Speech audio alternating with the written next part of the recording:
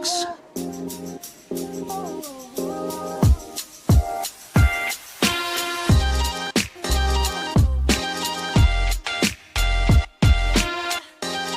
Five by five.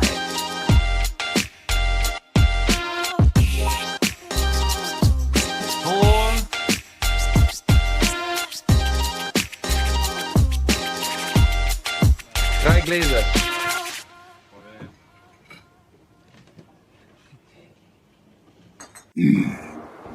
Two.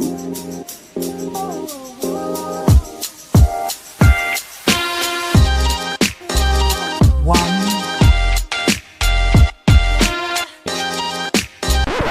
That's no moon.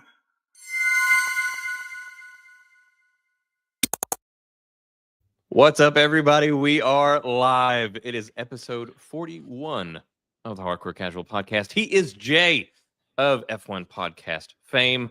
Damn right. I am Mason of Radio Infamy, and we are the conversation at the 1/4 sound dampened room behind you.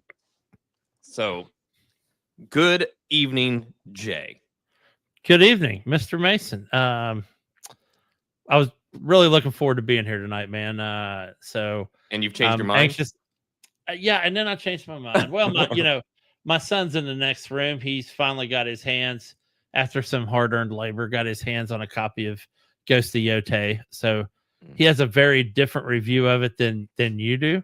Well, I did not review it. I gave my early impressions of it. Well, he has way different impressions than you do. Well, I have not gotten to play much more of it than I did because of all the moving stuff. So Yeah. I do not have enough to give more than my very very early impressions is what I gave. But I am interested to hear his thoughts as well for sure. Yeah, I think he's got about 3 hours of total playtime in. Well, I'm glad to be here. It's been a wild ride. As everybody knows, I've been dealing with the house stuff, the move. So you have been the shouldering the weight of the news cycle and finding all that stuff. I had, let's see, was it yesterday? Yeah, it was yesterday. Again, you have gone through the whole house buying process previously. You are Correct. a grizzled vet when it comes to purchasing a home. And this is all new to me, and so it's always new stuff, and it's always, everything feels big and scary. And yesterday, and anything they send you, it's always urgent. Everything's like urgent. Deal with it quick. Yesterday, one of the two things I was sent was this urgent thing that needed to be dealt with because they had identified they had red flagged very troubling activity on my bank account. Because as you know, whenever you go into this, they got to get into your bank accounts, your bank statements. Yeah. You got to connect your account to their stuff so that they can watch your activity. And so, yes, they were very troubled by some activity that they noticed on my bank account. So I received a form where they complained about this activity, and I needed to document it. I needed to take screenshots, verify all this stuff, and it was an affirm payment. Affirm, where you you pay later, whatever. Progressive lease. Yes. Yeah, for $11.89 a month. This had this troubled them deeply. This sub $12 recurring payment. So I had to provide them paperwork and show them the remaining balance of this affirm payment, which is for a Samsung smartwatch. I was like, if this house gets sunk as a result of a smartwatch, come on, dude. It's ridiculous. So I had to go through, do all that. It's been everything. They make everything stressful, dude. Then you'll send them your stuff, and it'll quash it, and then they'll send you back an email saying, "We're trying to figure out why you didn't just buy it outright." That's well. Then I was like, I told the guy, I was like, should I just pay this off? And he's like, no, then you'd have to still verify that it's a zero balance as we're coming in. Like, oh my gosh, this is just it's ridiculous. So anyways, it's just been It's too. Yeah. I'm so done with this, Done. dude. I cannot imagine the relief I will feel at closing. Oh, yeah. And then obviously I'll be stressed out about the move, but at least this insanity will be done. Anyway, enough about me, but we have a few things to talk about. Not a huge news week, even though I have not had my nose in the news. I know that it has not been a huge news week, but it has been a huge release week. Yeah, and I gotta tell you, man, when I'm doing the fuel pod, it's easy. Everything's cut and dry on what material I'm going to talk about for the most part, because I can only go within the confines of the F1. There's only so much season. F1 activity, right? But this show with you kind of being, and it's not a big thing, and I'm not asking for any pity or anything on this, but I'm like, wonder if he'll think that's important. Wonder if he'll think that's important. I don't really like this, but he might think about it. Well, hey, man, we talk about whatever either of us are interested in. You don't have to worry about what I think or not. Throw it in. It's human nature. You're going to.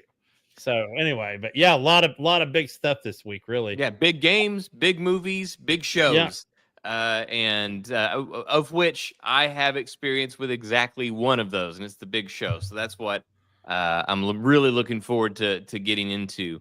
But whenever it comes let's start with TV. It.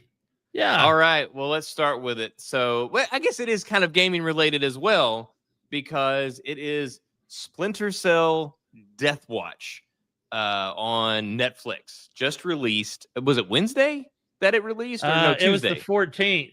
It was whatever the 14th was. Yeah. So that would be Tuesday. Yeah. So it was, okay. It just released. Now, this was one that I was initially excited about. And then the more that we learned about it, I got worried, Same. You know, and I was worried. like, what are we doing? Like, what are they trying to accomplish here? And then, but I was like, but I'm going to watch it anyway. And then watching it, it was not what I anticipated. No. And I am very pleasantly surprised thus far. I am too. And, I sent you that line from David Gilliam that. Yes, I was definitely going to ask you to mention that, because. And it's one of the greatest lines I've ever heard. He was like, the sounds of silence are only offset by the bursts of violence, or something to that effect. And I thought, man, I gotta plagiarize that shit. But and it's absolutely 100% accurate about his own show, because the quote was that his show is defined by silence, correct, and bursts of violence.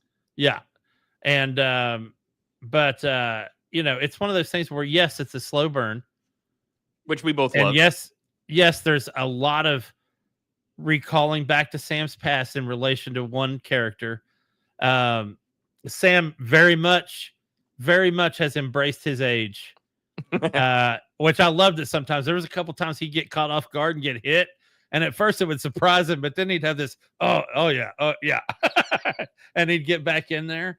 Kind of like when you die at a game, you're like, nope, I knew better. I deserve that. Yeah, the espionage pieces were fantastic and then the pieces where he had to kind of cover for McKenna a little bit. And like I told you today, you could feel every pain he had. Emotional pain and physical pain. You could feel that. But when it was time to choose violence, man, this show chose violence. It's got it. They pulled no punches and left nothing on the table. There are 8 episodes total. I believe I'm on episode 4. I'm on 5. You're on 5 still? Okay. So yeah, we are not through with it yet. But mentioning that it is defined by silence with bursts of violence is very true, because now it feels like, and this is not a drag on the show, but when you watch it, the dialogue for the first 3 episodes, you could probably fit on the back of a cocktail napkin.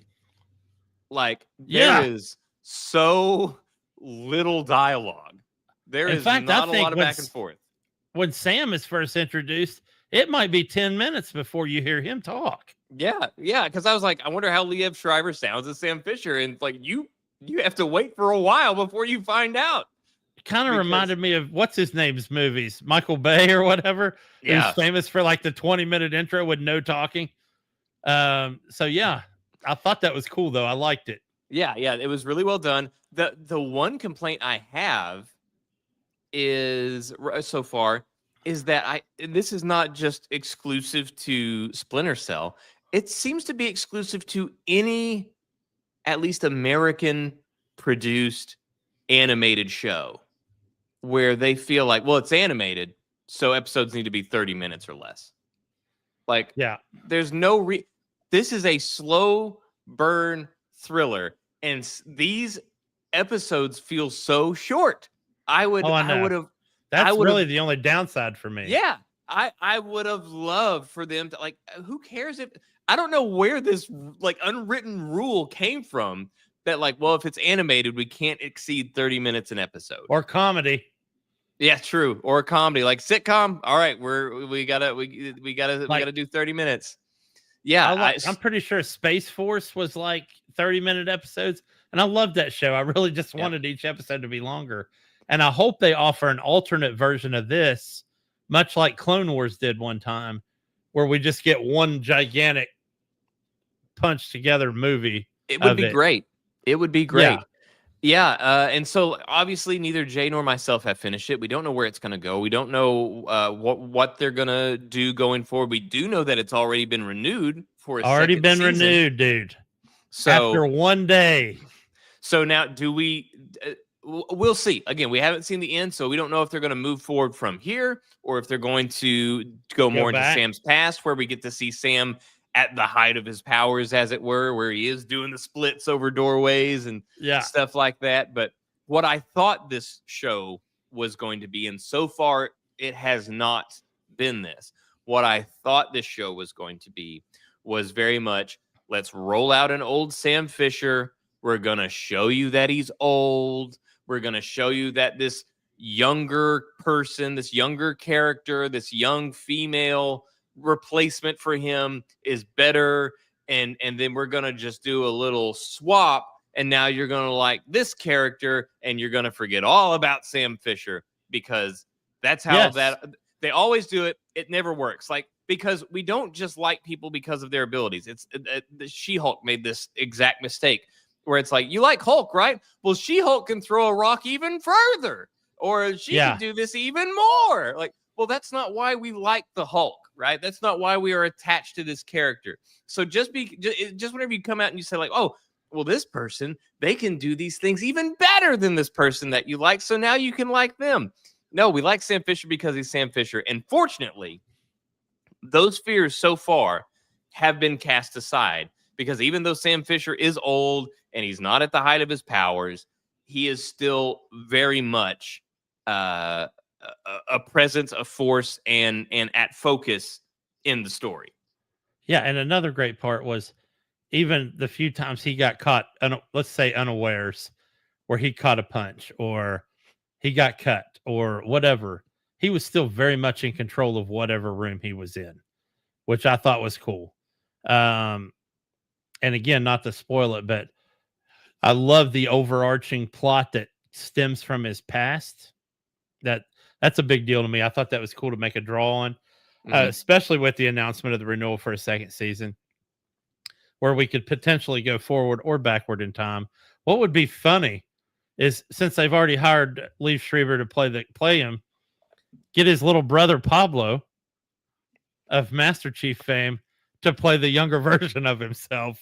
That would be hilarious, man. Well, see, that was one thing that was almost, I don't know, it felt weird because, you know, I know that he was relatively clean shaven in other games as well, but in the later games he was bearded. So like, and at least scruffy. So seeing the flashbacks of him completely clean shaven just felt like I was seeing something indecent. It's like no, it's not how it's supposed to be. It was almost unsettling. He got the beard with, I think, after Double Agent, because his daughter got killed or whatever, and we had Conviction. And big spoilers there. Spoilers from like 20 years ago, dude. Well, that are going to apply to the current show. I mean, his daughter's not really a factor, but anyway, he grew a beard for Conviction. Of course, he had that scruff. And what was great in Blacklist is he never even wore the suit in Blacklist. he had the military 5-button sweater and a man purse thing the whole time. So anyway, but yeah. Well, yeah, they so far the one thing that made me roll my eyes where they did do the stereotypical thing that you kind of expected was, so they do this intro. Of course, everything's very silent. There's not a lot of there is some dialogue, but it's just like, oh, targets conversing with one another. What they're saying doesn't really matter. And then you're watching this operative go through and basically wreck shop in silence.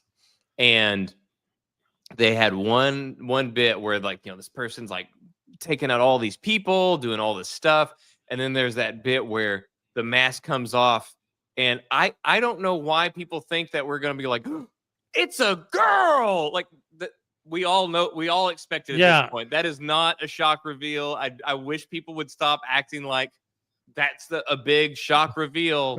We're aware, and you could tell that the showrunners wanted it to be a bigger. And I'm like, dude, if you want a shock nerd nowadays, take it off and it'd be a pale-faced white dude.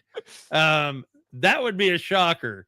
But I was very curious though. The reason that she took her mask off, we didn't see. We saw a little bit of what she was seeing, but we couldn't see. I thought that was going to involve Sam Fisher. Yeah, I did too, man. They got and me I was on that like, one. and I was about to be very upset. And I thought we were gonna go back in time from that point. I was like, don't do it. I was literally sitting here going, do not. This show will get. I'm literally saying these things right now out loud when I'm like, don't do this. I will turn this fucking show off. Yeah, so that one, so the reveal where they really wanted that to be a big reveal, that like, oh, it's a woman. That was like ridiculous, like not a surprise, like whatever. But the thing though, but the other thing that was very well played, the way that they manipulated your expectations on that, because I was about to be livid. And dude, I did like her character. No, she's great. She's no nonsense. There was no bullshit. There was no over the top anything about her. She played her tactics close to the vest, very reminiscent of Sam in a lot of ways. She obviously knew who he was, which is good, but she didn't kiss his butt or, show ridiculous, patronage to him or anything for it. And I thought that was cool. I thought she was very, very professional. Yeah. No, she's great. I really like her character. I like that there's not any sort there is zero competition for your favor or attention between these two characters. Right. Like there is a mission. Both of these characters are a part of that mission and working as a team to complete that mission. Thus far, anyway, in the show, the show's not trying to make you favor any character over the other. Both characters have been shown to have flaws and shown to have strengths. They're not trying to show. Yeah, even the girl, she's obviously much younger. She's probably like what, late 20s, early 30s. Yeah, 30, 32 probably. But so she's obviously much younger, quicker, all that. But she's got some holes in her game that they've shown. Yeah, and then obviously there's some naivety there. Yeah, and Sam obviously very, very grizzled vet, as we'll say again. But he's been around. He knows the tricks. He's very on his game. But like you said, his body just isn't there for him as much. He's slow. It used to be. He's slow. I mean, his hand to hand is there, but you can see it on his face. And maybe it's just because I'm getting older and I'm like watching his face, not his movements. But it's like, and plus we're talking about animation, which is great that they could relay this in animation. But the animation is great. And it was like he knew his hand to hand was muscle memory and not his physicality. I mean, it was like you could see it on his face, like, oh my, okay, I pulled that off. Okay, I pulled pop into oh shit. Where it's just like, you can tell that he's just kind of watching it happen. He's not actively being like, okay, block that, now block that, and then like you said, then it's like think and like, oh right, we're doing something here. Dude. And speaking of the animation is phenomenal. Yeah, I like it. They are able to relay a lot through. I don't know. This is one of those where it's like I can't even put my finger on all the tricks that they're doing to relay what they are relaying through the animation. But there's even subtle things where that they can make very intense. There was a spot where I'm trying to avoid spoilers, but I still want to talk about. So there was a spot where basically Sam had a dude in his sights. He'd drawn down on this guy, and this dude, there nobody's saying a word, and this dude's being very quiet, and he's going for his gun, and Sam very subtly just shakes his head and asks him not to do it. And like all these subtle, these subtle things. They like you'd mentioned with them, like how you can tell through the animation that it's muscle memory, and they have these very subtle things. These like you'll see like somebody's like eyelid twitch, like they have it's able to get like this really compelling, intense stuff out of virtually nothing. But they can really drag these elements out of these situations. I am so impressed with it. And I was thinking sometimes there's like a spot where you first really start to see Sam Fisher be Sam Fisher. And there's bits where you think that, so he does something and then they're like, oh, this is what's going on. And so they go to address it and you're like, oh, well, they're onto him. And then you realize, nope, he knew they were going to do that. And then he knew they were going to do that. And he knew they were going to do that. And he's like playing them throughout this whole thing. And it felt like watching like an animated John Wick. Like it had that sort of an intensity whenever it came to like the close quarters combat, the sort of the interactions that John Wick would have like just before killing someone. There would always be like these small interactions where there's some sort of knowing between the two or something like that. They're just so good at pulling these moments out. I am absolutely impressed so far. Well, I've got two observations that I've got to make. One of them good, one of them just kind of funny, not good. But I love his dog's name, Kaiju. Yeah, I was love that up too. And one of the other scenes, and it's never going to get enough credit because everything else in the show, when we're talking about conveying a feeling, and folks, I'm not spoiling anything. Sam's a top flight narrative or operative, and so is McKenna. Obviously, he can't take his dog on his operations, so he leaves his dog with this Polish couple, and you can see the feeling on both sides of the fence, the dog's and Sam's, that he didn't want to do it.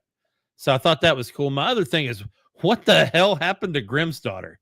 She looked like she got rode hard and put away wet. Like you saw her in the games, and she was always, it was the business casual suit with the form-fitting skirt and the heels, and was hot. And this version's like question. This version's like she just came out of getting baked. She's wearing track suits and freaking Vans shoes or something. And she got like Netflix, a freight train, which she got Netflix pretty hard. Pretty hard. Yeah. But McKenna looks great. Yeah, McKenna does. So, but yeah. And I love her accent. Her accent. Yeah, English. She has an English accent. And then, of course, the whole fourth echelon thing. They do a really good job of walking the tightrope between acknowledging the fans that are here, like that have been fans of the game and are here to see it, and introducing people that have never played the games, because at this point, the last Splinter Cell game was a while ago, and 2012. Yeah, so we've got people that maybe they've never played it before, and this is their first introduction to it.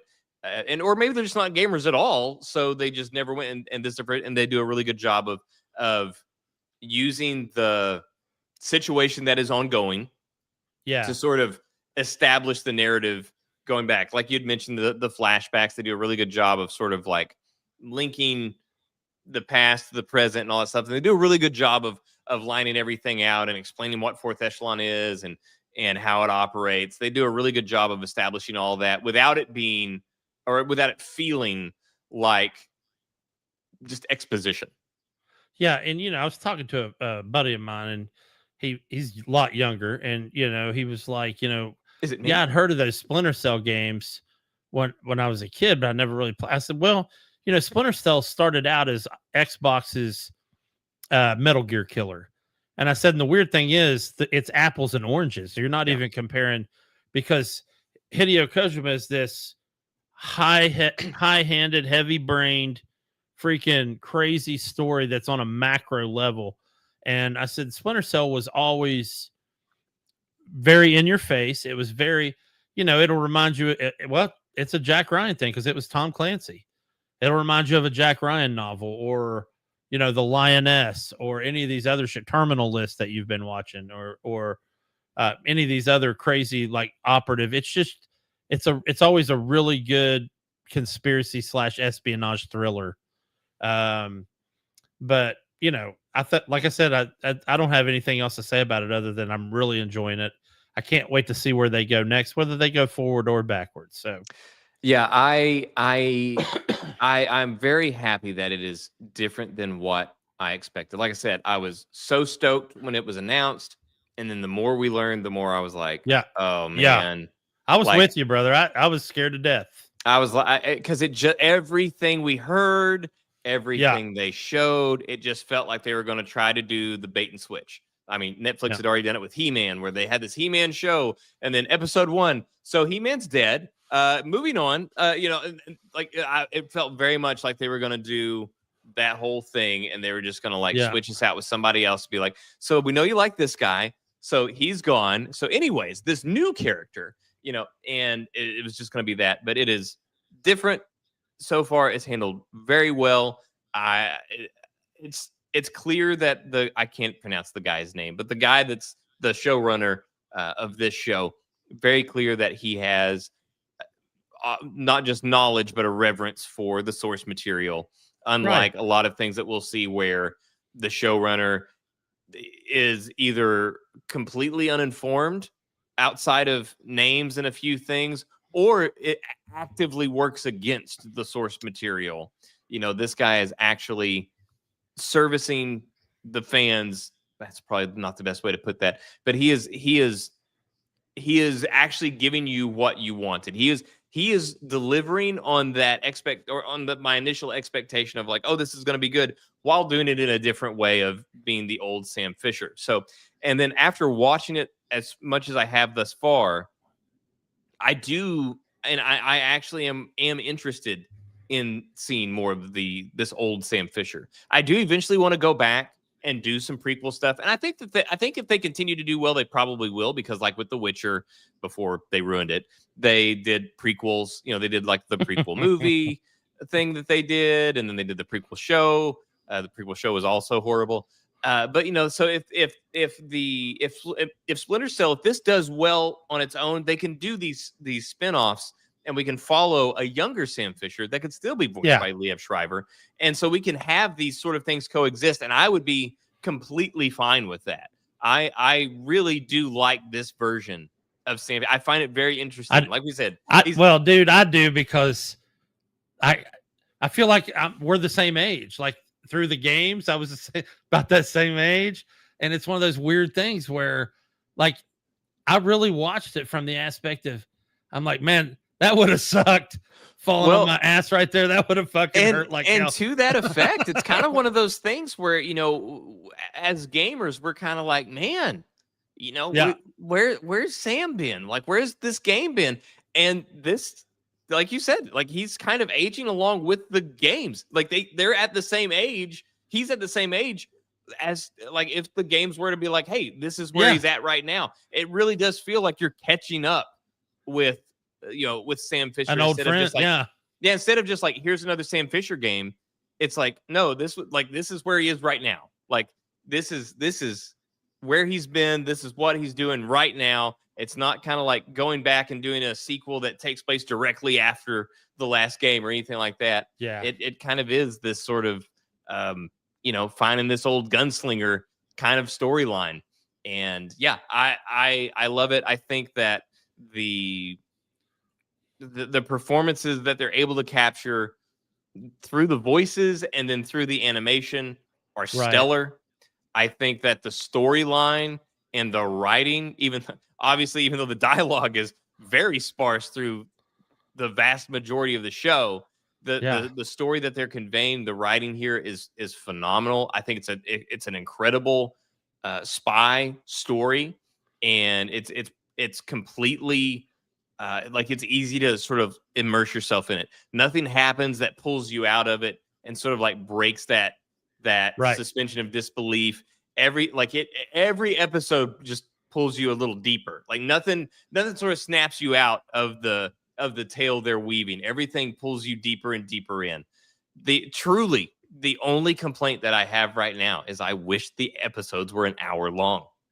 I do too, but here's the thing, and this is going to sound crazily contradictory, but no particular piece of the story overstays its welcome. That's for sure. And each thing that, so they also do a thing where, and thankfully like it's not break it into segments. Each segment is exactly as long as it needs to be. Well, and they lead each episode ends leading directly into the next episode that's about to start. Like one episode ends with a thing, and then boom, that leads to the next thing that you're going to be seeing at the start of the next episode, which is good since they're already all out and you can binge them. I hope that they don't end the season that way. I hope that we get a resolution to what we're doing right now. I think we will. I think that's how I think that's the best way to do these types of stories is make each one its own thing.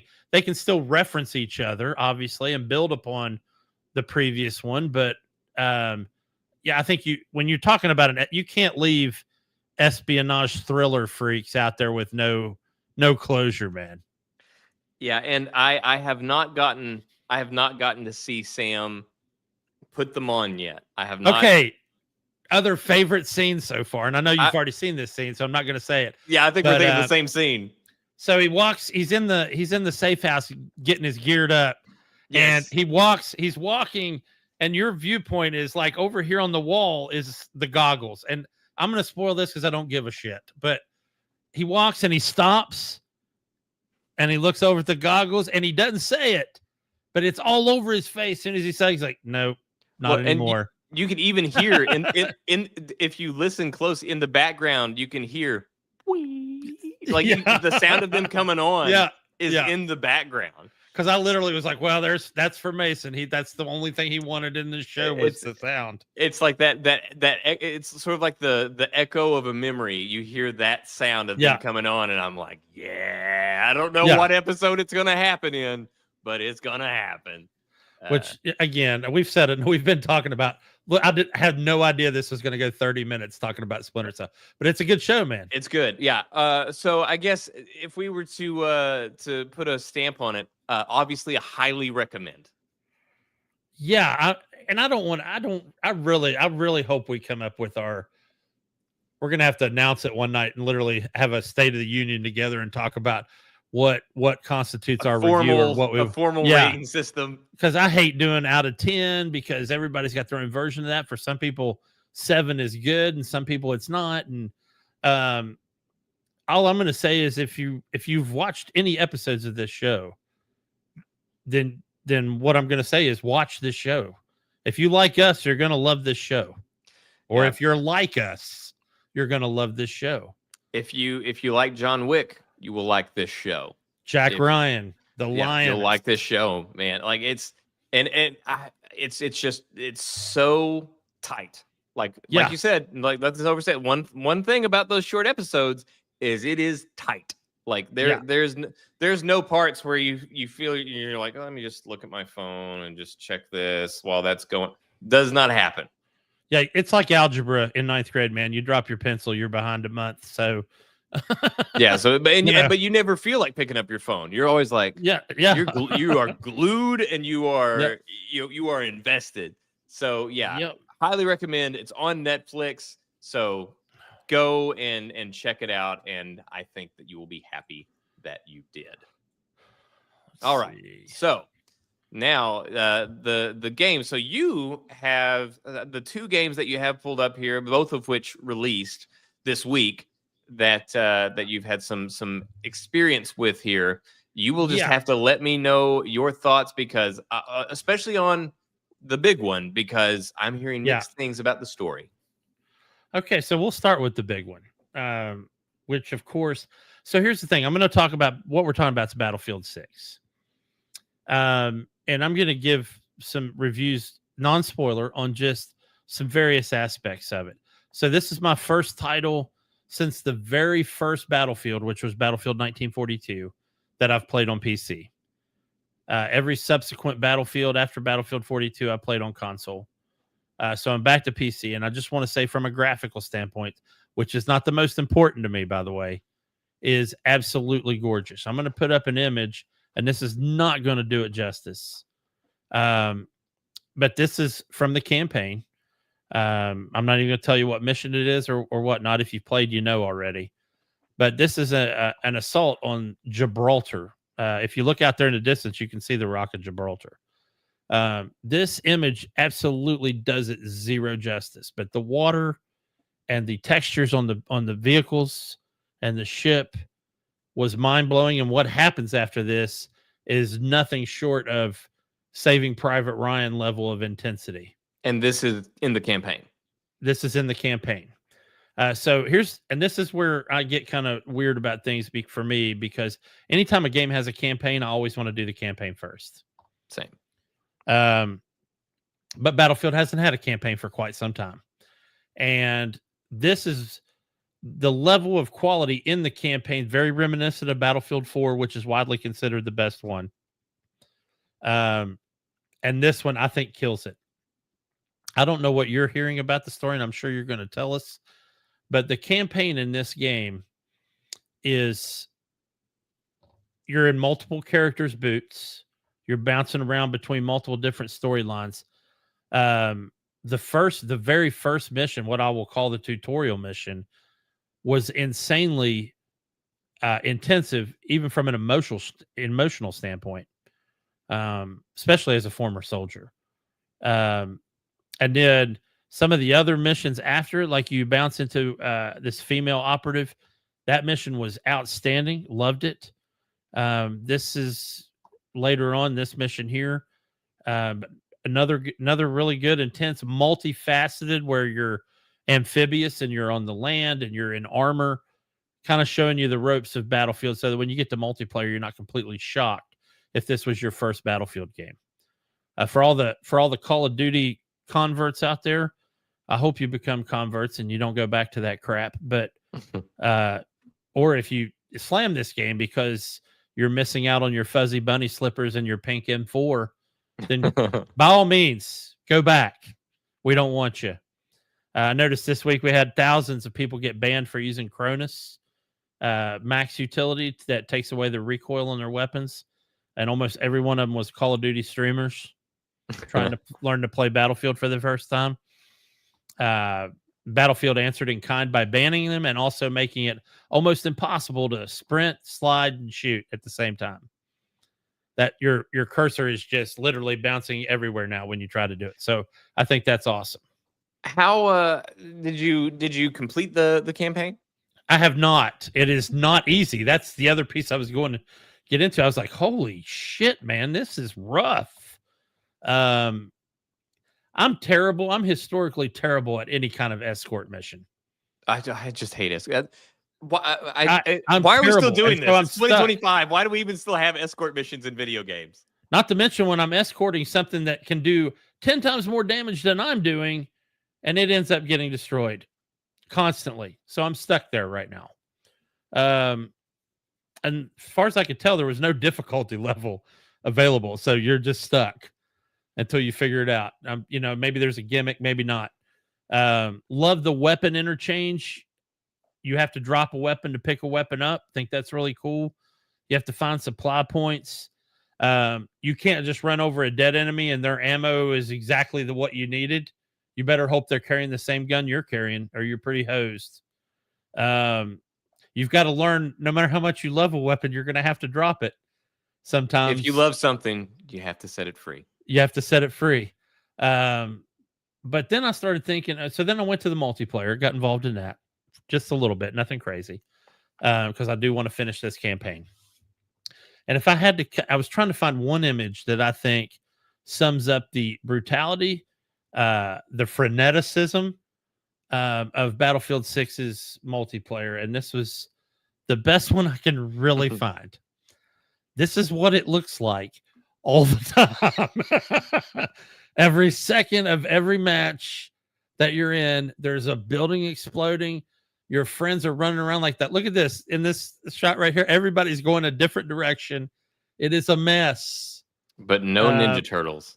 No Ninja Turtles. No Nicki Minaj out here. No Zac Efron trying to tell you where to go. It also, one thing it does that no other game does this well, and this is all the Battlefields, even the ones that are considered shitty, is your role. The role you choose is absolutely 100% relevant. I run medic. I love being a medic. I did hear that they brought back the roles, which that had been removed in the last one, and everybody was very upset by that. Yeah, so and this is what kills the Call of Duty people. You'll hear them all the time when a match finishes. If you're on game chat and they're like, "Man, I got 140 kills and I came in like 12th place, and the guy that came in first got like 14 kills." I'm like, "Yeah, but he healed 420 people, and he captured 17 flags." There's more to it. Which is worth just as many points as your kills. So it's a game that forces you to play the objective and forces you to be a member of a squad. And, you go running off by yourself, or if you're unfortunate enough to, spawn in with a squad where they all just go their separate ways, you're pretty screwed. You're better off just quitting and finding a better squad. But yeah, love the gunplay in it. Like I said, it's very frenetic. It's very high paced. The matches are over before you know it. Even the big ones, the full scale wars where, they're like 30 to 45 minute matches. It still feels like they're 10 minutes. I also heard that these servers have been remarkably reliable despite the insane weight that they are currently under. Yeah, I have not once, like in the beta where I kept getting the pop up where it's like your number 148,000 in the queue. Haven't got that yet. Not one time. There are probably like untold number of buildings dedicated to just housing the servers that they have like on standby for this game. Reminds me. They're clearly determined to not have that happen again. That reminds me, I've often, and this is over the course of the past 20 years, often wondered how many acres of land are dedicated to multiplayer servers on this planet. I know, like in Asia, like with Blizzard, everything's vertical. I mean, they have World of Warcraft's in like a skyscraper that's like you have to determine about square tall. feet. Yeah, but it would be interesting to have that stat if we could ever find it. But yeah, if you like playing any kind of shooter, or you like war movies, I would give this even right now, I'd give it a solid 8. It's going to go up. My review's going to go up. Do you know how long the story mission is intended to be, give or take? You like the whole campaign? The campaign. I have no idea. I don't even know how many there are. That's another thing. I'm one of those people that doesn't look up. Now, I just want to play it and figure it out. You mentioned that you go and you have several different people. Is it like several different people and then you kind of like jump back and forth between them, or is it just like each person you just get one mission with them and a self-contained story, and then you just keep doing that? Well, so far I can tell that all those characters are basically from the same like brigade, but maybe not in the same platoon or fire team or whatever. But I've only played 3 different characters so far. Have you played them in more than one? Have any of them appeared in more than one? Okay. Yes. So you will be them throughout the course of this thing. So I was wondering if it was like a thing where you like bounce around between them, or if like each mission was sort of like an anthology kind of a thing. But yeah, the guy I'm playing right now, I played in the very, very first mission. So, and there is a couple of flash forwards because certain things happened at a different time. But the overall, and I'm not spoiling anything by saying this, the overall story is that basically NATO breaks down because the country, like 16 countries leave NATO because of this private military company or corporation called Pax Armada starts taking over for countries that aren't in NATO, and they're pushing NATO forces out. So basically it's NATO versus Pax Armada, which I think is cool because it's gotten us away from it being a, U.S. British versus whoever the bad guy of the month club is. Yeah. And it's given us a generic enemy, which I like. We're not picking on any one enemy. And Well, I think from a political standpoint, it keeps them out of hot water because right now you can't really pick anybody. Yeah, not to mention a story that we haven't talked about on here, but the fact that EA is going private because of Saudi Arabia money also it makes that even more of a touchy subject, given where some of this has gone before. So you're getting owned by a Saudi Arabian company that cuts out Afghanistan, Pakistan, the United Arab Emirates, and the entire Middle East. So you can't use any of those countries. Russia's old hat, and nobody's going to go there because of Ukraine. Nobody's going to do that piece because of Ukraine. Can't pick on China right now. Yeah. So I do like that they didn't try to do a thing where they like made up a country.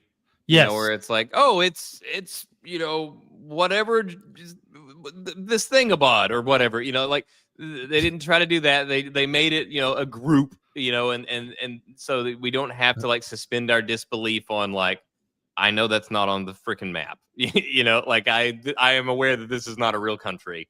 Splinter factions within Azkrakistan have broken apart from NATO today. Yeah, where it's like, so if you're gonna go about it, this is probably the best way to do it. Yeah, this or the Top Gun thing where you just never say anything, like right?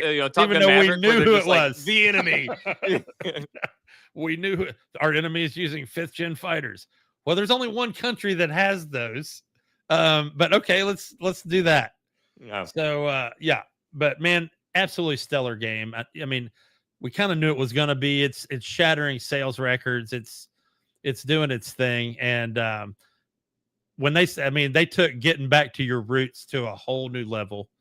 So anyway, I don't know how much of the beta you got to play, but you got to play it, man. It's really good. I have not gotten to play it. Obviously, with the move and everything, it's been wild, and been pinching pennies so hard they're bending. So yeah. It's it's a whole thing, but I will definitely get in there, and I'm glad this is now 2 big like franchises that are sort of finally listening to the feedback, and they're coming back to what we knew them to be, and they both have so we have Borderlands 4 and Battlefield 6, where they both kind of like lost their way in previous iterations, and they received a lot of feedback, and unlike Ubisoft, they took that feedback and they made the right decisions, and they did the things that gamers and fans of the franchise wanted to see. And so we got Borderlands 4, which is a return to form, and I'm very happy to hear that Battlefield 6 is very much a return to form for Battlefield. Yeah, and the funny thing is, I'm about to, even though it's got a smaller target audience, even though that target audience is also ridiculously large, maybe not in our audience, but ridiculously large nationwide. But a third franchise, which lost its way for roughly 15 years, that also launched this week. Like that segue, sir? Yeah, which was NASCAR 25 that was released last week. It actually just went into full release yesterday on PlayStation and Xbox Series X and S. It's coming to PC in a month, which drove the PC people ballistic, by the way. No way. Yeah. It's also enhanced for PS Pro 5. And the main technical advisor on this thing was Dale Earnhardt Jr., down to the part where he picked the soundtrack. So it starts off with a System of a Down song. Okay. They broke out from one of the best NASCARs ever. They broke out Molly Hatchet's Flirting with Disaster. So that was the last NASCAR game I ever played. Yeah. Was that one. And I would just have that. I remember that playing in the, as I'm cruising down the road. No, yeah. So, but they brought him in to do a lot of it. He did a release trailer that released this morning, which is excellent. I mean, it really just hits you right in the heart if you're a racing fan. Everything about it is good. iRacing did such a good job putting this together.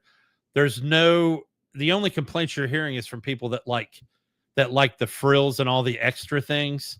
This one wastes no time. It puts you on the track at the earliest that it can. You have to start at the bottom in career mode, which is ARCA.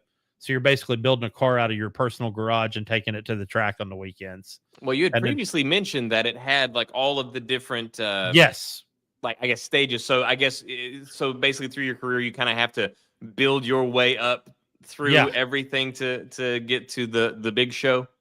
Yeah, you got to earn sponsors, and then you have to have enough money, and then you have to win enough races, and then you go from ARCA to the truck series, so it puts you in trucks.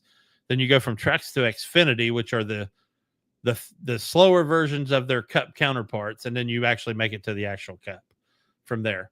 The delivery and customization on it is insane. Probably the best one NASCAR's ever seen. There's a lot of people out there in NASCAR game land that would tell you that the last good NASCAR game was NASCAR Racing 2 in 1999. Oof. There's still people modding that game to get it to run now. Well, NASCAR Heat 5, a lot of people liked it, but there was a lot of shit in it that people didn't like. And then we had NASCAR 21 Ignition, which was a dumpster fire. Nobody even counts it. Everybody just pretends it doesn't exist. Like the Matrix sequels. Yeah. But Or again, Indiana right Jones. now, yeah. Matrix. Anything after three. I liked Don't say whichever the second one was. Oh, Reloaded. the Matrix? Yeah, the second one. I believe that was Reloaded. Okay, I liked that one. Revolutions was. I liked Animatrix better than the last Matrix movie. Yeah. What was the other one you brought up? The Indiana Jones films that they only made 3 of. Okay, so I like all 4 of the Indiana Jones movies that came out. Somehow I heard there was a spin-off 5th movie, but I'm not recognizing it. Rumors and hearsay. Right. But anyway. So whenever it comes to this racing game, so I know that before, whenever we had talked a little bit about the NASCAR game and iRacing, which you are obviously very well knowledged, I'll say, in racing. I somewhat, I've played Need for Speed and some stuff like that, but I don't really know. So you were familiar with iRacing, the company. I was not. Yes. I was kind of like, are we excited about this? Is this good? And you said, like, it could go either way. Like, they've had some hits, they've had some misses. Sounds like this one is a pretty solid hit. But if you were to say, like, if you were to tell somebody why they might be interested in this game, like, what did iRacing focus on? Like, what kind of different, what sets this one apart from not only just other racing games, but other NASCAR games? Like, what's the standout thing that really kind of like makes this one tick? Okay, so I've got 2 things to talk about. One's going to be NASCAR and one's going to be iRacing. With all the previous NASCAR games, no matter what difficulty you were playing on, everybody knew on the straight stretches, you stayed in the middle, and then you went high in the turns because all the other cars would hover down towards the bottom, and then you would come out of that turn and slingshot past everybody. They were always too easy.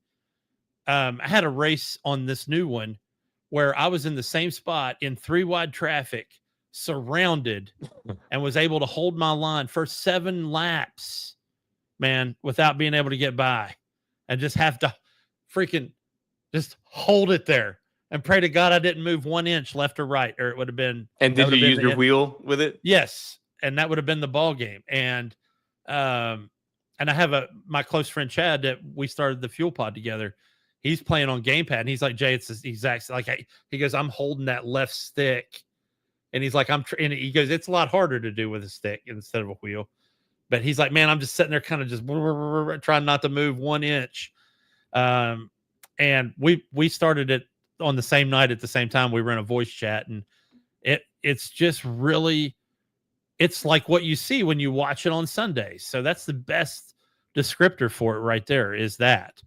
iRacing, what makes iRacing the most valued asset in this thing? And iRacing catches a lot of flack because it's a monthly pay. You pay $9.99 a month to be a member of iRacing. It's not a arcade series, dude. This thing is, when you first get in buy the game or download the game, which is free, and start your subscription, you'll get like 4 cars, 5 cars, maybe 2 tracks. They'll start you out in a Mazda Miata. You've got to earn your way to even get another car, to even get to the next level. You have a driver rating and you have a safety rating. How clean are you out there? Are you bumping into people? Because if you are, we're going to keep you in this safety rating class. And the only people you're going to race with are idiots. And so that means a lot to people that play sim racing because they don't want to race with idiots. They work too hard. They pay hard-earned money to be on this thing, and they don't want to race with idiots. So that's a big draw for iRacing. So for players that are more susceptible to giving in to their intrusive thoughts, for those everybody has, man, even the best of us. For those that do want to wreak havoc on the tarmac and like just stay away from this. So you can't just like go and nudge people and like destroy stuff. The great thing is if you're doing the single player one, it has a rivalry system. So if you bump a guy enough, he'll become your rival. And he will try to do the same to you every time he gets close to you. Just like in real NASCAR. You look at like Denny Hamlin and Chris Bell. Those two guys hate each other. I mean, they hate. And every time they get close to each other on the track and you're watching a real race, you're like, oh, shit, here we go. Here we go. And one of them will run the other one into the wall. And that's, So have you witnessed any like crazy wrecks in the game? So they do have some insane. Thank you. That's actually another good point. It felt like every single NASCAR game, there was never a wreck unless you caused it. And now, like, I'm just the very first race I'm in, I'm driving and like 5 cars in front of me. I see a car flip, like, what in the shit? And it comes rolling towards me and it wipes out towards, and then I'm like this trying to get through the smoke. Felt like Tom Cruise in Days of Thunder. Good callback. Yes. But so yeah, man, it is a solid first outing for iRacing on console, without a doubt. Nice. Well, I'm glad that NASCAR once again has something it can hang its hat on in the gaming space. It's one of those things where it's like, even if it's not something that I'm going to be big into, just the fact that the fans that the fans that do want a game actually have something that they can get access to. Yeah. I'm glad that it's out there. And folks, thank you for allowing me this indulgence to talk about something that's near. I know we do guns and swords and shields more often than not, but well, they just don't make a lot of racing games. No, motorsports is near and dear to my heart, man. So it's one of those things that for me, it still counts as a game. I mean, yeah, it's a game. Absolutely. It's a game. Yeah. It's just, but like you said, it's been the IP has been poorly managed. It's been given to the wrong studios. And it's one of those things where it's like, no matter how great, just like Battlefield, no matter how great you start off, if you mishandle something, you lose the fans. And NASCAR definitely lost the fans, and then as a result hit the skids, and we just haven't seen much released in the years that have followed. So no, it's a big deal. It's a big deal. Well, and I talked about NASCAR Heat 5, which was the last game that EA did, and I still had it installed on my system till after my first 3 races on NASCAR 25 because I needed to make sure. Like just and NASCAR Heat 5 came out in July of 2020. So that ought to tell you something. Well, I'm glad that it has paid off. And yeah, I have, as I said at the start of the show, I've not gotten a lot of gaming. I've played a little bit of Borderlands 4 here and there. I have not gotten to progress anymore in Ghost of Yotei, so I can't give you any further impressions or reviews. I will work on that as the move progresses and all that stuff. But working on that. So I think we're good on games. And of course we talked about... I had one more, which is not a good piece of news. We brought it up before the show. So another thing that's near and dear to my heart is Star Trek. It always has been, along with Star Wars. I'm one of those people that can like both. And I've been playing Star Trek Online. I've been playing Star Trek Online for, 10 years probably or something like that. But they announced the new Star Trek Voyager game, which I was immediately excited because they got the cast and crew back for voiceovers. So really excited about it. And then they released the first trailer this week. And no, I didn't bring the trailer with me tonight because it's not worth it. And I'm just going to break my heart even more seeing it again. So basically, we're getting a AAA title, or that they're saying is AAA. I was about to say, I think air quotes are doing some heavy lifting here. Yeah, some serious air quotes.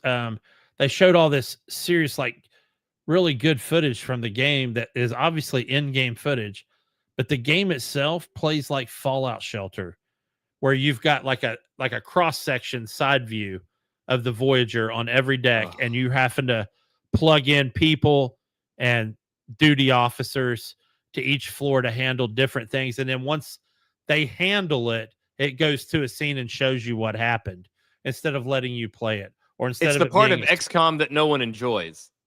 Yes, man. Yeah. Oh, yeah. Especially the original XCOM. Oh my God, I hated it. You never had enough points to do what you needed to get done. They made sure that you were hamstrung at every turn. And this looks like the more of the same. I'm so I'm so very distraught over. Like, I wish they would just shit can it. I really do. Yeah, And well, apparently, I'm don't not get me the only wrong, one that feels that way.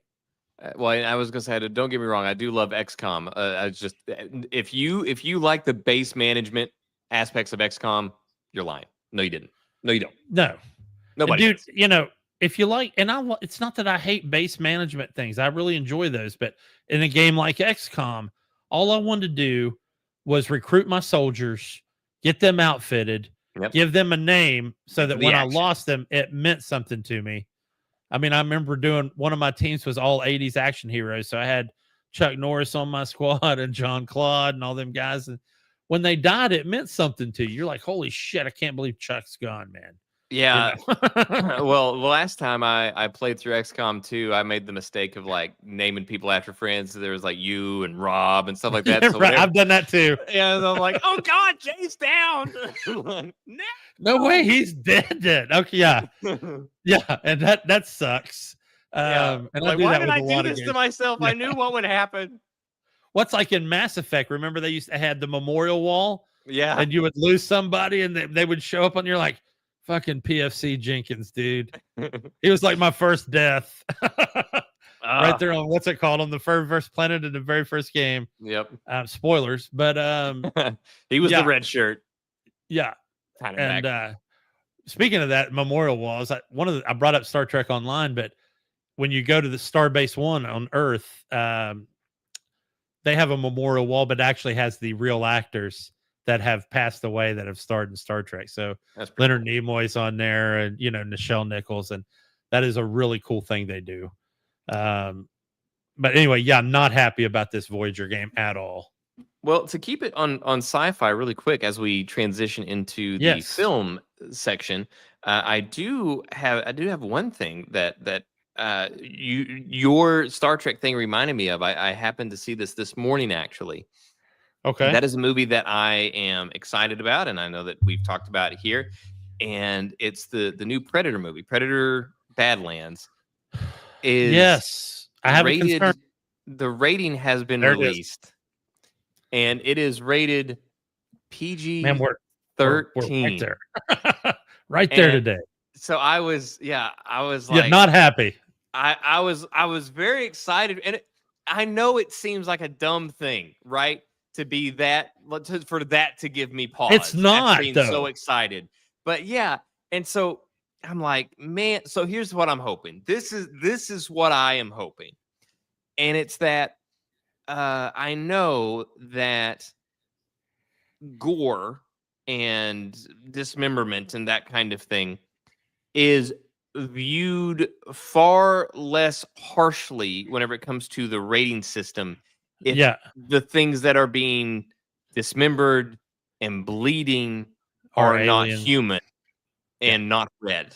So I'm hoping that, since the whole point is that there aren't any humans in here, or at least none that have, there's the android that we see, but who's already gored up in half. Yeah, and it's a robot. So I'm hoping, this is my hope, is that the PG-13 is simply the result of the fact that all of the deaths and the violence and this and that is being done to aliens and robots and non-red blooded things. Right. And not that they were targeting a PG-13 and geared the show towards that. Yeah. I saw I read that article, man, and All I could think of was the scene in the original Predator when they find the dog tags and they see the skinned guy in the tree. And, you know, Arnold looks down. He's like, this is Jim Hopper, Green Berets out of Fort Bragg, you know, kind of thing. And I'm like, I always think of that line. And, you know, and I'm like, there's no way this movie can be PG-13. And I get trying to reach a broader audience. I But see, get that's trying the to thing. bring. It never Yeah. works. It never works. Does. No. Because if you are okay, so to get into an R-rated movie, theoretically, you have to be 17 or accompanied by your You parent. do? Right. But let's be real. If you want to see this movie, you will be able to see this movie, even if you're Right. under 17 years old and Correct. it's R-rated, whatever it is. If you want to see an R-rated movie, you will have zero issues seeing an R-rated film. So, and the whole thing about where this is the thing that so many things run into chasing after different things. So if you chase after the PG-13, wanting that wider audience, you will find that wider audience doesn't exist.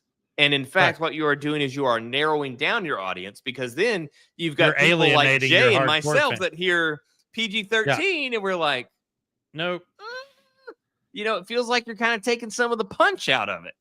And Yeah, I mean, I remember when Basic Instinct came out, and I was 12, and you know, if they would have targeted PG-13, I wouldn't have went to see it.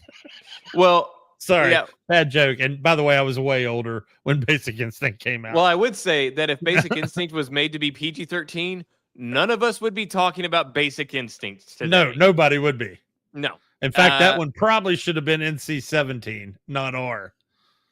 Yeah, no one would even remember that movie happened if Right. it were PG-13. So yeah, you end up limiting your audience whenever you do this thing where it's like, I'm going to take this, you know, historically R-rated franchise, and I'm gonna make it PG-13. You are actually reducing your coverage. But like I said, I don't know for sure. Dan Trachtenberg is the guy behind it. So he's the guy that did Prey. He's the guy that did Killer of Killers, Predator Killer of Killers on Hulu. This guy is Weren't very both good. of those R? Yes, because they also both include people. They both have humans. Yeah. Human hunters. So he's a gamer. He's a fantastic filmmaker. He is a fan of the source material and the ethos and all this stuff. So I really hope that it's just PG-13, because that's just how everything fell whenever it was alien on alien violence instead Why not of do a human gore. Why not do a visually dubbed version and have two different versions of the film? Because you could visually dub out that, like right before the gore happens, and then just cut to a different scene or whatever. But I've never understood why films don't do that more often. I realize it's more time in the editing room. Oh, they do. They just released those versions in China. Yeah. Yeah. So release the Chinese version here for kids. But you know, everybody's going to watch that one. Right. But that'll prove your point. That you're not reaching a wider audience at all. It's also, I mean, for those people that don't, many people may not know, they did a PG-13 version of Deadpool 2. Do you know why nobody knows that? Because nobody saw it. But they did a PG-13 version of Deadpool 2. Yeah, I have to find that and watch it, because that. And it was done virtually as a joke, because the idea of trying to make the Deadpool movies PG-13 is laughable. You know, well, that's like when they, you know, Quentin Tarantino was toying with the idea of doing a Star Wars film, and they were like, "No, R-rated." Yeah, which I would absolutely go watch that 100%, without a doubt. I mean, it was you watch episode 3 was the first one to even get PG-13, wasn't it? Correct. Yeah, and I mean, it needed it, but you watch those shorts, Star Wars Visions, and some of them are very samurai-esque in their design, and you can just see where they wanted to go versus where they went in some of the combat scenes.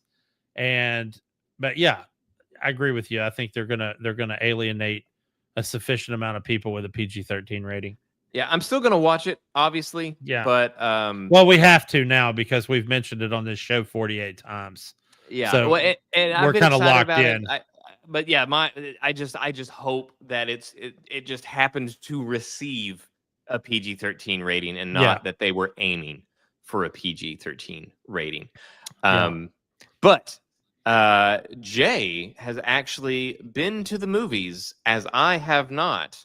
So Jay, what did you see at the movies? So I attended Tuesday night for $5 movie night. I attended a showing of Tron Ares with our good buddy Captain Redbeard, and I got to tell you, Yeah, first off, I missed the invite. I don't know what happened. Sorry, I would have been there, but I guess it got lost in the mail.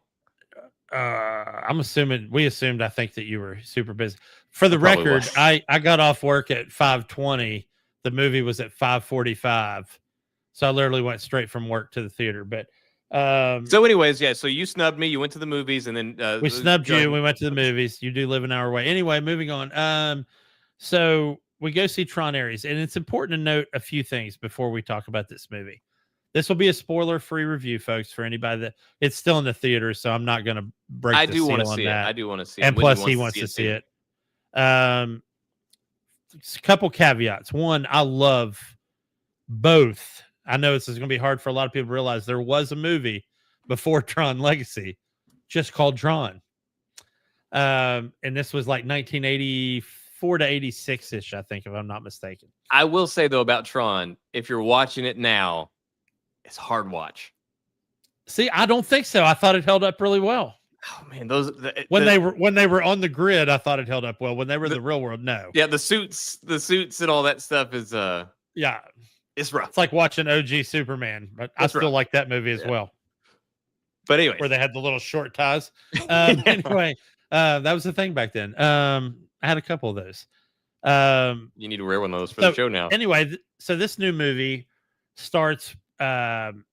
Basically, there's a power struggle between a couple of corporations over the grid, which this all started in Tron Legacy with Flynn coming out of the woodwork to the son of the original. How far Flynn. Between Tron Legacy is this? Like, how much time has passed? It feels like probably about 10, maybe 10 years, possibly, maybe a little bit less, but not much. But we got two major corporations competing for control of that company. And of course, old school Flynn is in the grid. We know that from Legacy. And new school son Flynn kind of went on his own sabbatical or whatever. We don't know what's going on. So these two corporations vying for control, and they're looking for a very specific piece of tech that'll help out with producing tech in the grid and in the real world. And so the greater like world, like, so everybody in the world is aware of the grid now. Like, yes, normal citizens, everybody's aware of the grid. Yeah, there's a lot of crazy virtual games that are like MMOs that are being created, almost like an Oasis. Sounds very Ready Player One-esque almost. It very ready. In fact, it'd be hard pressed to find out that Ready Player One wasn't inspired by Tron. But both of these companies have competing MMOs and competing worlds, different worlds. Like the protagonist has one called Space Paranoids, and the antagonist has a different thing going on that I'm not going to get into. But anyway, there's more real world action in this movie than there is grid action. The grid is almost like a side dish in this movie. Well, I mean, that's the thing that we've seen in the trailers is that's the kind of or at least what we've been led to believe is the crux of the entire movie is bringing the grid and into the real world via Ares, Jared Leto's character. And as one of the 4 people that actually enjoys watching Jared Leto act, I'm one of those 4. I like Jared Leto. I like Jared Leto, dude. I just do. I always have. He's won an Oscar. Yeah, and he's an Oscar winner, and I'm not an Oscar winner, so I don't have the right to judge him. I enjoyed Jared Leto. I did not realize the depth of the hate that some people have for Jared Leto. Dude, it's ridiculous, man. Yeah, it's ridiculous how much hate people have for this guy. And yet they'll all go around, they'll use his song in the background of their TikToks constantly. Like, you just can't get enough of The Kill, man. And that's a great song, don't get me wrong. but you can't hate on Jared Leto and then use that shit in your video. Also, hot take: Morbius wasn't that bad. I hot enjoyed take. I also don't think Morbius was that bad, and I enjoyed it. Yeah. So, and here's another thing about his character in Tron. He is so real, dude. He acts like you and I would act if we were in his situation, not as a character that's been written or drawn up. It's almost like he did not have a script for this. He just kind of said it literally looked like he just said kind of whatever was coming to his mind. And some of his stuff is hilarious, and some of it is poignant, and some of it is just out there, and you're just like, what? But so at the risk of if we're encroaching spoiler territory, obviously, like, we don't want to spoil it for our viewers, and I don't want to spoil it for me. So if the answers to these questions are what you would consider spoilery, then we'll just move past them. Okay. But so you mentioned Jared Leto, and so the whole thing is Ares is obviously brought into the real world. So was before being brought into the real world, does the grid have the same awareness of the real world as the real world has of the grid? The Jared Leto and his group of characters, NPCs, they are very, very aware of the real world. Okay. In fact, they're being communicated to by the antagonist. The antagonist is the one giving them their missions. I can't remember what they're called in Tron Legacy, but is Jared Leto in any way tied to that life form that spontaneously happened in Tron Legacy? If you're referring to Master Control, no. Okay. Is that Olivia Wilde's character? Okay, no. So the reason he's red is apparently there was a security program within the grid referred to as Control. He they're red and not yellow or blue or whatever. And previously red was associated with bad on the grid. And at the beginning of the movie, Jared Leto, Ares, is Master Control. So he's over all of the security programs. He is himself a program. So yeah, hopefully that answers that question. Okay. Yeah, because so in Tron Legacy, I don't remember what they called them, but one of the whole things that led to the situation that happened in Tron Legacy was there was a life form that spontaneously happened on the grid that Jeff Bridges' character didn't even intend to happen, but it was basically this self-aware digital being that was not coded, was not written, just spontaneously happened as a result of all of these variables being in perfect alignment. And they were basically a new life form that Clue sought to exterminate. Yeah, the antagonist, Clue 2.0. Yeah. So yeah. So that was my question there, because I'm very curious as to the level of awareness that Jared Leto's character has. Like you mentioned, it's a program. So what sort of self-awareness does he have? Okay, so his self-awareness is actually the entire plot. So I have seen there's some trailers where it sounds like he's like, I want to, something to the effect of him wanting to stay and not really do what they're wanting him to do. He just wants to be. So he understands, and this is important if you're talking about AI, he absolutely understands when he's being fed a line of shit. And he doesn't just accept things on spec, even orders. And that's what causes basically the entire plot of the film. Okay, well, so I guess time to encounter this thing. I hope that this is not the end of the Tron series, but I fear that it may be, as it bombed at the box office. And everybody is, of course, blaming Jared Leto because fuck Jared Leto, I guess. Apparently. but Jared, I got to tell you, buddy, if you ever watch this show, which we know you never will, we're here for you, buddy. Yeah, come on. Yeah, talk about Come on. Just like Randy Pitchford, you and Yeah. Randy can sit Randy, on the couch next to each other. My emails. Yeah. But yeah, so I know that I'm not aware of it. I just I don't know I just know that there's an after credit scene, and that after credit scene sets up a fourth movie that we likely will not get. But yes, as you and I discussed just before the show, this is part of the problem here, aside from the fact that it's Disney and Disney can't do anything right now. They're just they are Ubisoft. They are taking all of the feedback and making all of the wrong choices. They're bringing Acolyte back, so there's that. Wait, whoa! Are they? Okay, first off, so I'm just going to say I think they will finish this Tron story because they are bringing Acolyte back for another season. But it was they seriously renewed Acolyte. For the record, one of the main secondary antagonists in Tron Ares is the girl that runs the coven of Sith witches on Acolyte. Just to be clear. Wait. So just to be clear, I just blew. This is 2 weeks in a row. I've absolutely blown your mind with something. They have uncanceled the Acolyte. Yes, the Acolyte has been uncanceled. When did this happen? Oh, let me see. That's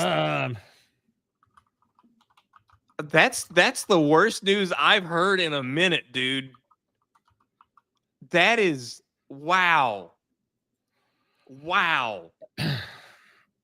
That is absolutely Ubisoft, man. That is taking all of the feedback and making the wrong call. Is it the same showrunner? Yes. So I'm on IMDb right now, and it says no, the Acolyte season 2 is not canceled. It will have 3 episodes. Dude. Hopefully all 3 of them, hopefully the first 2 are the twins dying a horrific death, and then the third one can just be, Smilo Ren. Yeah. Smilo Ren. Doing whatever. So, yeah, the Acolyte is certainly making a comeback. Well, as I struggle to comprehend the news that was just delivered to me here. Honestly, it was always really clear with this mess. Jeez. Go ahead. Sorry. But the one of the big issues that Tron is suffering from here is mismanagement of the IP, where there's just too much time between these installments. If you do something, a ways back in the 80s, and then you decide to kind of come back at it again and hit a late sequel, that makes total sense. But to do that twice is nuts. If you were going to come back and hit it with a sequel and you wanted that to be a franchise, you should be ready to follow those up quickly, because we've got 3 movies that are hitting 3 generations of viewers. Yeah. So here's my thing. And most days I'm happy that I'm not in charge of how the world works. There are days, however, where I wish I was, because I feel like sometimes, and I'm sure everybody has this, where they have a really good idea. And as a gamer, I just want to say this, especially since those movies are based on games, is that what I would have done is release Tron Legacy and then find an absolutely top-notch developer to come up with Tron the MMO and bridge that gap between Tron Legacy and Tron Ares with that world, because then you would have multiple generations of people living in that world to play the game, so that when you release Tron Ares, everybody was up on the info. Well, and there's also the issue of, so whenever Tron Legacy came out, to my recollection, it did not do great in the box office either. No, it did not. And so, and rightfully so. This is an entire generation later. You're hitting, so you've kind of got to warm them up. So you'll get some nostalgia people, and you'll get some people that you're trying to warm up to.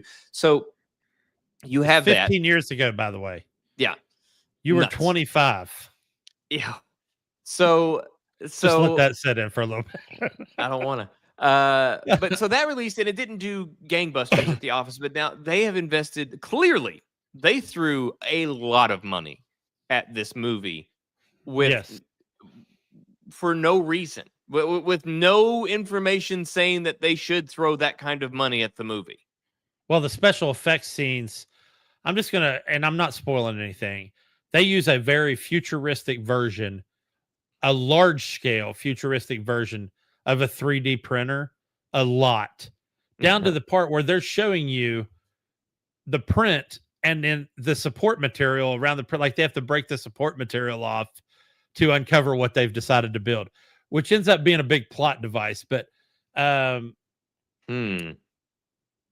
by itself, the special effects had to be through the effing roof, dude. Yeah, and like I said, like to do that coming off of a movie that underperformed 15 years ago, Yeah, is just not wise. It's wise to one, do it sooner, but if you're not going to do it sooner, at the very least, start more conservatively on your budget and build. Say like, okay, you know what? We're going to do a smaller scale story, maybe introduce a couple characters. Maybe we'll introduce Ares. We'll introduce the setup, whatever. We'll stick to indoors. We won't do a lot of bike stuff. We'll do a couple things because people will expect it. But let's keep this to, like 100 million or less right there. yeah. And instead, it looks like they threw multiple hundreds, like probably 4 to 5 at Which is funny because I was thinking the reason they spent so much time in the real world in this one is because they spent so much money on the ancillary special effects that they could not do it inside the grid a lot. So I'll be honest with you, man, you'll be lucky if there's a total of, let's say, 20 minutes inside the grid. It's interesting. And that's not a bad thing because that's not a bad thing because once you see it, you'll see what I'm saying. The segments in the real world are done very well.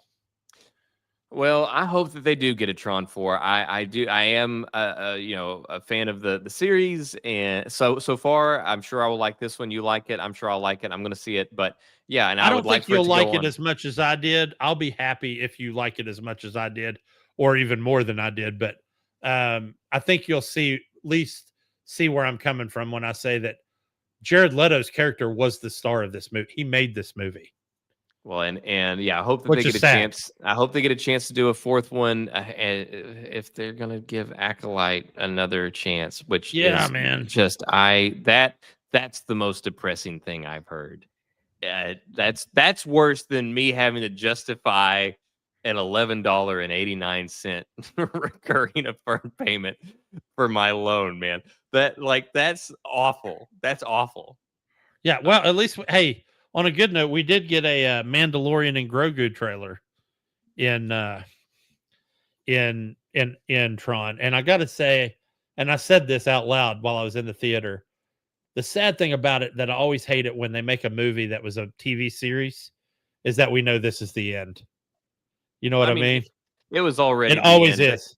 Yeah, but they had already ruined all the goodwill that they had built because of because of Disney's handling of the Star Wars franchise. So they just keep doing it, and now they've uncanceled the Acolyte 2. Uncanceled the Acolyte. So, man, that they will not. They refuse to learn their lesson. I don't even think they're Ubisoft in that they are getting this feedback and they're just learning the wrong lesson. They know what people want. They know what they should do, and they are just refusing to do it. And I do want to say congratulations to Bryce Dallas Howard, who, as of last week, became the director with the most directorial credits to her name in the Star Wars universe, which is saying a lot. That's a big deal. Obviously, and some of her episodes are the best ones. Yeah, she's great. She's a fantastic actor. She's a fantastic director, and obviously comes from good stock. Given her father, Ron Howard, who's known far more as a director than he ever was an actor, aside from Happy Days. And if you're looking for two of her Star Wars credits, folks, that you're watching this episode or do watch this episode, one of them was in Mandalorian, where she did the episode where Gina Carano and them had to fight off that ATST attack in that kind of swampy that village. that was That I was think her. the best episode of that Yeah. season. She also did the prison episode with Bill Burr, where he had Another great episode. They broke him out. Yeah, that's probably my second favorite. That was the one where he actually took off his helmet. Yeah. So anyway, but congratulations to her, because having the most Star Wars credits to your name is a big deal. Yeah, and man, but that's some good Star Wars news, but man, that does not help take away the sting of the bad. That's rough. I hate to hear that. That's sad. But anyway, that is I guess that's pretty much all that we've got. We got to spend a lot of time talking about a few things, but what you got? I got one more thing, and I'm just going to cover it. You're not going to like it, and that's fine. Are we talking more Acolyte? No, absolutely not. We are the power talking of Netflix. one, the power of two. We are talking Netflix, and we are talking Halo. Ugh. And I did my I hope rewatch. they fix it. I hope they just reboot the whole damn thing. I don't know how much of it you watched. I've never actually asked you how much of it you watched. 3 episodes, maybe. Okay, it's unfortunate because those are the worst 3 episodes of the entire 2 seasons. Can confirm. It was bad enough that I stopped watching.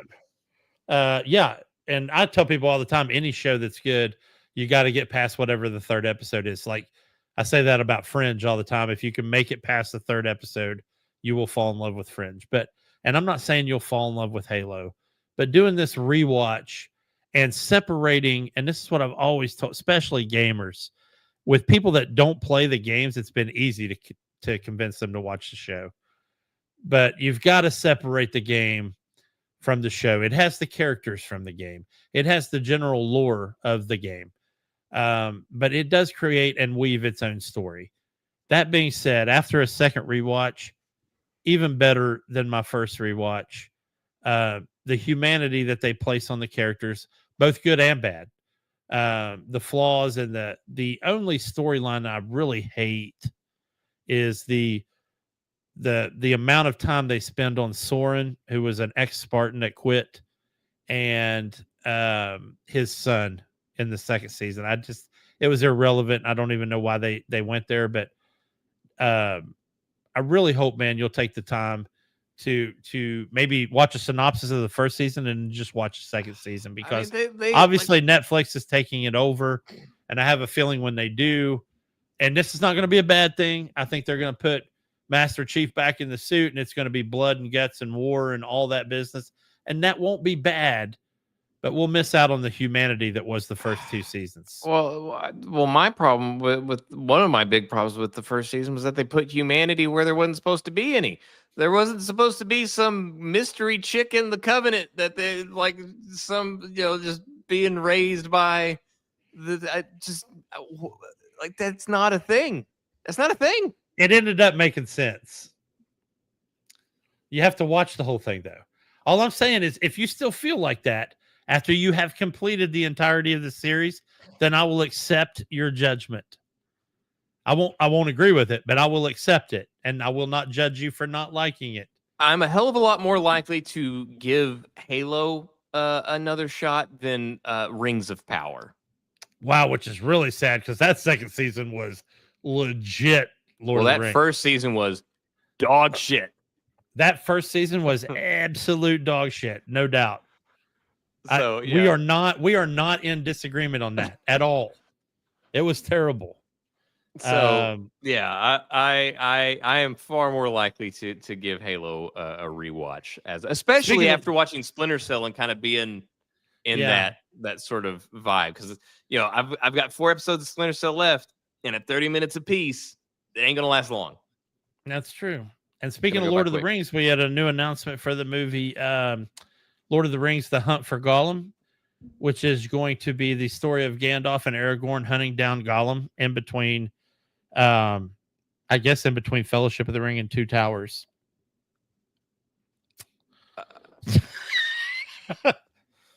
So how are we doing Aragorn? Is he back? Is Viggo coming back? Yeah. Is Viggo Mortensen coming back? I don't know if Vidjo or Gandalf are coming back.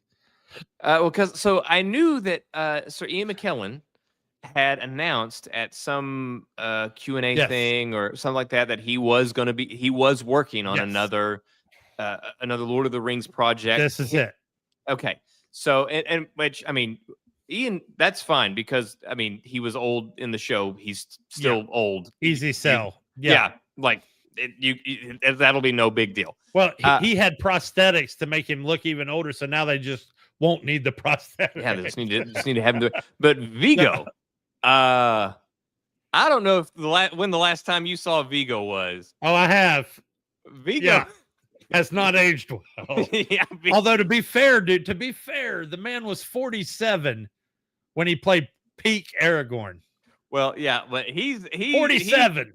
He cannot step back into that. He can't step back into that and be like a midquel or something like that. Yeah. That ain't gonna work. But not to mention we're telling basically a prequel, which is even worse. Yeah, so it's like I don't know, man. But we'll see. Does Peter Jackson have any affiliation with this project? Yes. Yeah. Okay, that makes me feel good. To put this plot into perspective, the instant that Gandalf is at Bilbo's party and looks at Frodo at the house and goes, "Keep it secret, keep it safe," and leaves the house, that's the beginning of that story, The Hunt for Gollum. Oh, wow. That's the beginning. So I don't know if they're going to do de-aging, but even then it'll have to be like mocap I don't know. CGI craziness. So speaking of de-aging, all right, Tron Legacy used a very early version of de-aging, and to de-age Jeff Bridges as Clue, right. And you could watch that and you'd be like, that was early. That was early in the de-aging. They did it in this one too. Life cycle, but I'm sure it's better. But whenever if we're talking about de-aging Viggo, we ain't there yet. I don't care how much technology has advanced. I don't care how much AI we throw at it. We ain't there yet. Okay? Like